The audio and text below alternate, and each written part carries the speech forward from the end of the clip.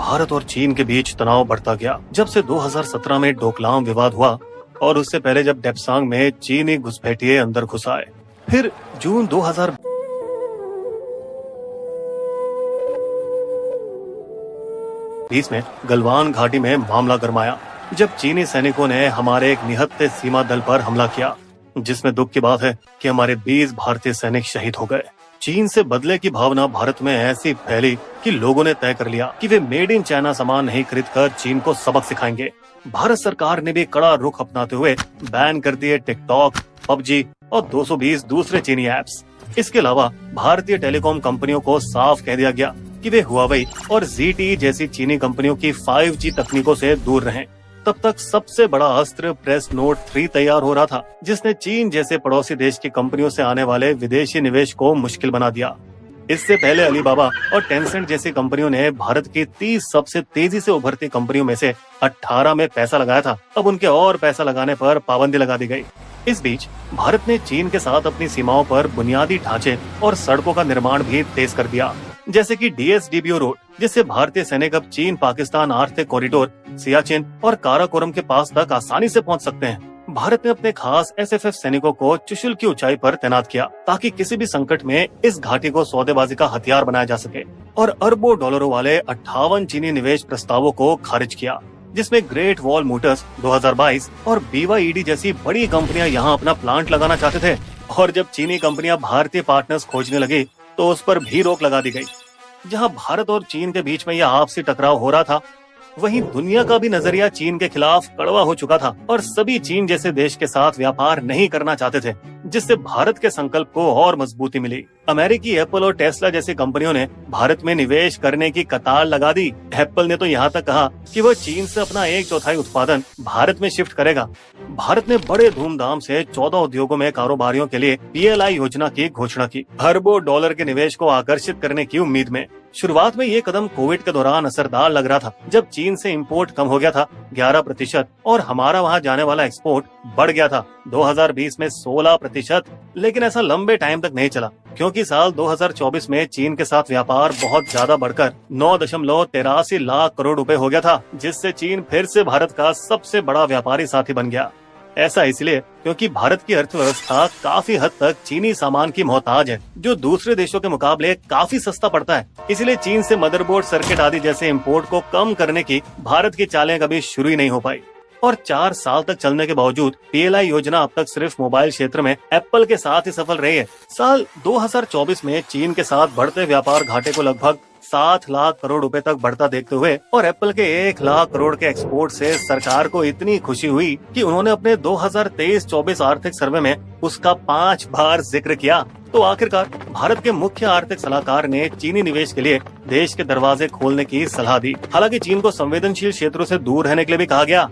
ये हमने किया भारतीय उत्पादन और एक्सपोर्ट को बढ़ावा देने के लिए और वैश्विक सप्लाई चेन में भारत की भूमिका को मजबूत करने के लिए। इस बात के सबूत हैं कि ये वाला तरीका काम कर सकता है। जब प्रेसिडेंट ट्रम्प के अमेरिका ने चीन से इंपोर्ट पर रोक लगाई, तब चालाक चीन ने इससे जूझने के लिए मैक्सिको और वियतनाम में भारी निवेश करना शुरू कर दिया, जिस वजह से मैक्सिको अमेरिका का सबसे बड़ा व्यापारी साथी बन गया, चीन और कनाडा को पीछे छोड़ते हुए। इसी तरह अमेरिका के वियतनाम से आने वाले इंपोर्टेड माल भी 2 गुने हो गए। पर विडंबना ये है कि चीनी कंपनियों के बिना आप कोई भी व्यापार की सप्लाई चेन को चीन से दूर नहीं ले जा सकते। और यही तो कारण है कि भारत अपने सालाना 8.5 लाख करोड़ निवेश लाने की घोषित लक्ष्य को पाने में असफल रहा, क्योंकि चीनी सप्लाई चेन का इस्तेमाल करने वाली विदेशी कंपनियां भी भारत में आने से झिझकती रही, क्योंकि उन्हें हमेशा से शंका थी कि भारत सरकार उन्हें इजाजत देगी या नहीं। एक नजरिया ये भी है कि चीन के साथ व्यापार बढ़ने से संबंध और ज्यादा मजबूत होंगे, क्योंकि कुछ भी गड़बड़ होती है तो चीन के पास भारत से ज्यादा खोने के लिए होगा। इसलिए पिछले 6 महीनों से मोदी सरकार ने चीनी निवेश पर अपना रुख बदल दिया है। उन्होंने निवेश की इजाजत दी इस शर्त पर कि भारतीय साथी कंपनियों के पास बहुमत हिस्सेदारी रहेगी। यही वजह थी कि भारतीय वोल्टास को चीन के हाइली ग्रुप के साथ कम हिस्सेदारी वाले प्लान को मंजूरी नहीं मिली और उन्हें अपनी योजना रद्द करनी पड़ी। वहीं चीनी साइक मोटर्स ने अपनी बहुमत वाली हिस्सेदारी को भारतीय JSW को बेच दी, जिससे उन्हें 2025 तक 5 नए मॉडलों के साथ भारत में अपना कारोबार बढ़ाने की मंजूरी मिल गई।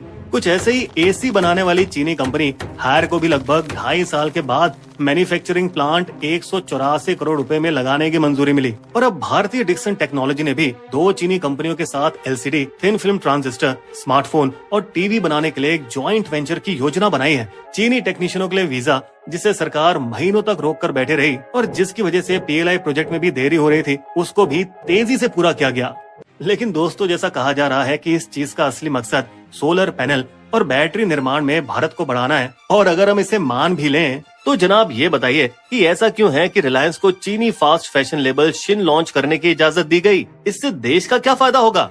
हालांकि इसमें कोई संदेह नहीं है कि हमें चीनी निवेश और व्यापार से कई फायदे होंगे, जैसे तकनीक का आदान प्रदान, निर्माण में अच्छे तरीकों को सीखना, कर्मचारियों के कौशल का सुधार। अब आप खिलौनों का ही मामला ले लीजिए। 1 दशक से ज्यादा तक भारत 76% खिलौने इंपोर्ट करता था चीन से, लेकिन जल्द ही भारतीय कारखाने दोगुने हुए, जिससे चीनी इंपोर्ट घटकर 12% हो गया और देखते ही देखते भारत खिलौनों का बड़ा एक्सपोर्टर बन गया।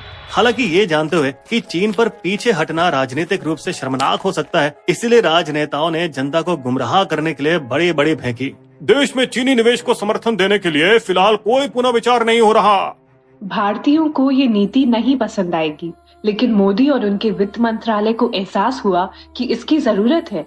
देखिए, कोई भी नीति अपने फायदे और नुकसान दोनों के साथ आती है, और कभी कभी दूर की सोच में देश के लिए क्या सही है, ये आज की राजनीतिक भावना से ज्यादा जरूरी है। जब तक सीमा पर भारत की अखंडता से कोई पीछे नहीं हटता, जो इस या किसी भी भविष्य की सरकार में कभी नहीं होने वाला, तब तक सब चंगा सी। बिस्बो की शायरी। डोकलाम के बाद गिरा चीन के संग व्यापार, पर अब फिर से जुड़ है धीरे धीरे तार।